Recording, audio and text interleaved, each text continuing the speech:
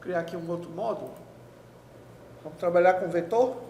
Vetor eu não vou me aprofundar muito não. Eu vou apenas fazer uma pincelada. Assim, vetor e matriz são uma das estruturas assim mais interessantes que dá para a gente trabalhar dentro do VBA. Mas realmente elas não são simples de serem trabalhadas, né? Mas por quê? Porque na maioria das vezes você tem locais mais robustos para armazenamento de dados, né? Então no Excel você pode pegar uma folha aí, uma plan qualquer, e inserir os dados que você quer armazenar. Lá no Access você pode colocar numa tabela. Então você tem locais melhores para armazenar essas informações, certo? Mas o vetor dá para se trabalhar quando você precisa armazenar alguma informação, nem que seja temporária, só enquanto você está executando alguma ação, certo? E o vetor é relativamente simples. Deixa eu explicar mais ou menos aqui, ó. O vetor basicamente é o seguinte. Pronto, isso aqui é um vetor de 4 posições. Confirma que tem 4 posições? Sim. Ó, posição 1, posição 2, posição 3 e posição 4. Tá certo? Esse é um vetor de 4 posições. Nesse vetor de 4 posições, o VBA, ele lê da esquerda para a direita, só que ele lê pelo índice. E o índice do vetor começa em 0.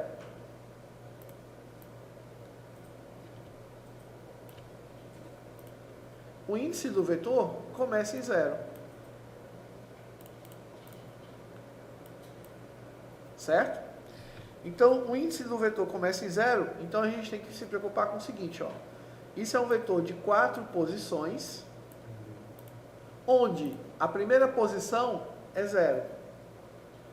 A segunda é 1, a terceira é 2 e a quarta é 3. Tá? Então, para declarar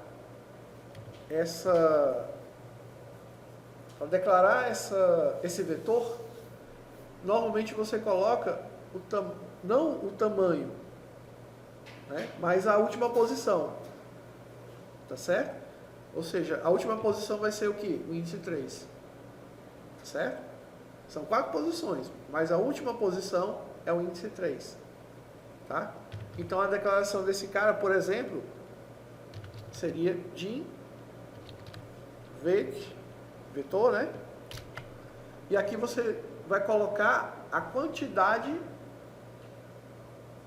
de posições, né? Você vai colocar a quantidade de posições, só que contadas do índice 0 para a esquerda. Então, no caso aqui vai ser 3.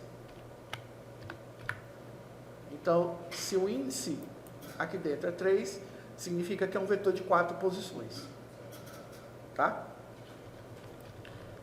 Exemplo, aqui dentro pode caber qualquer coisa. Só que o vetor, você tem que definir qual é o tipo dele. Então, por exemplo, é um vetor as integer. Então, é um vetor de inteiro. Então, aqui dentro só cabe inteiro. É o que a gente chama de vetor homogêneo. Eu não posso colocar letras e números, eu posso colocar só número e número inteiro. Se fosse as double, então eu poderia colocar um número decimal. Se fosse string, aí aceitava qualquer coisa. Tá certo? Mas cada compartimento deste só vai aceitar um número. Certo? Aí o que é que eu vou mostrar aqui? Vou criar aqui vou mostrar como ler e como escrever dentro de um vetor. Então vamos lá. Subvetor 1. Então, para declarar o vetor, eu já sei, né? Din. Aí eu vou chamar de banco 3 as string.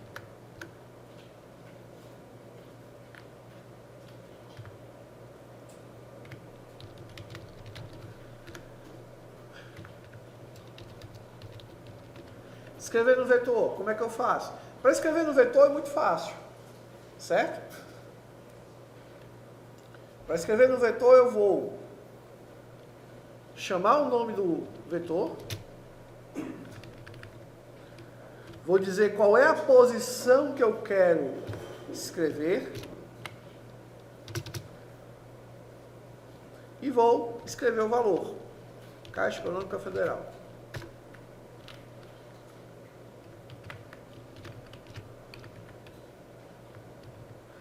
Qual é o próximo índice?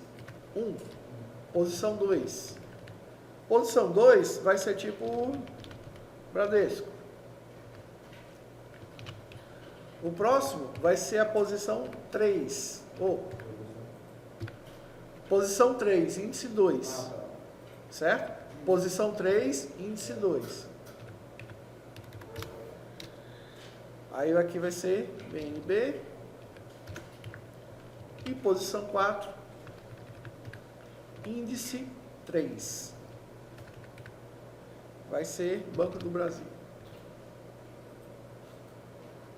Então, ó, só lembrando aqui, se o meu vetor tem 4 posições, a última posição é esta, índice 3. É a última posição. Então é esse aqui que você tem que se preocupar.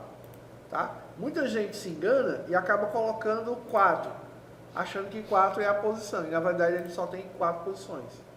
Aí teria que ter 5 posições. Tá certo? Hã?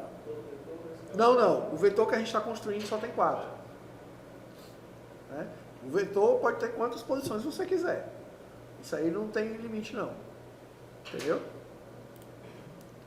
Então, o nosso tem 4 posições. Certo? Uma regra que você pode utilizar, gosto muito de usar regras assim não, mas uma regra que você pode utilizar para entender é o seguinte. O que você vai colocar dentro do parênteses? Total de posições menos 1. Pronto. Total de posições menos 1. Ou seja, quantas posições eu preciso? Eu preciso de 20 posições. Então, qual é o tamanho que vai entrar aqui? Qual é o valor que vai entrar aqui no parênteses? 19. Porque vai ser de 0 a 20. Né? De 0 a 19. O que vai dar as 20 posições. Tá certo? Beleza. Então, isso aqui a gente escreveu. Ou seja, a gente está colocando valores dentro do vetor, em cada uma das posições. Tá? E agora eu vou ler do vetor. Para ler do vetor, a forma mais fácil é ler usando um for, tá certo? Usando um laço. Que aí eu vou mandar ele percorrer do primeiro até o último, certo? Então nesse caso aqui, ó, eu vou precisar criar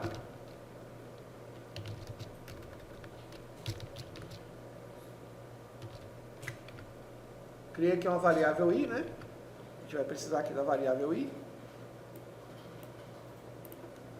Então vai ser um for de i igual a 0, vai até 3. Next. Aí eu dou aqui um debug.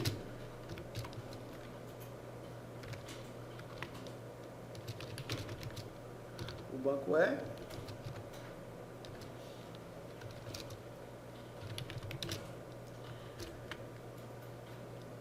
posição I.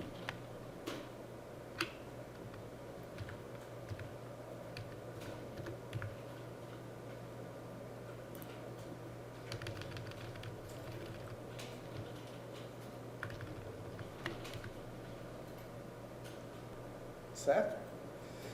Mas vamos lá. Eu vou executar ele aqui uma vez. E olha só o que é que ele me retornou. Ou seja, ele leu o conteúdo de cada um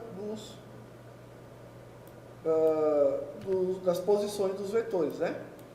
Então eu vou executar agora com o F8, para a gente ver acontecendo. Porque eu quero mostrar para vocês uma coisa. Pronto, ó. Quando eu executei aqui, ó, observem que bem aqui, ele criou aqui o I, 0, e o banco. Observe aqui, que ele criou o banco com quantas posições? 4 posições. Do índice 0 ao índice 3. Certo? Ó, string de 0 a 3. Tá? O de 0 a 3, a gente simplesmente...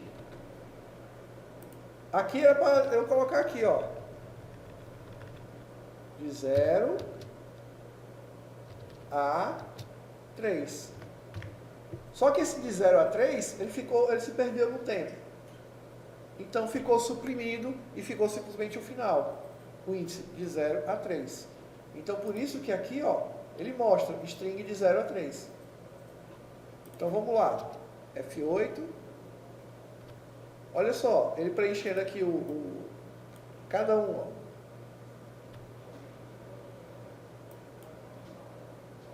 Ó, BNB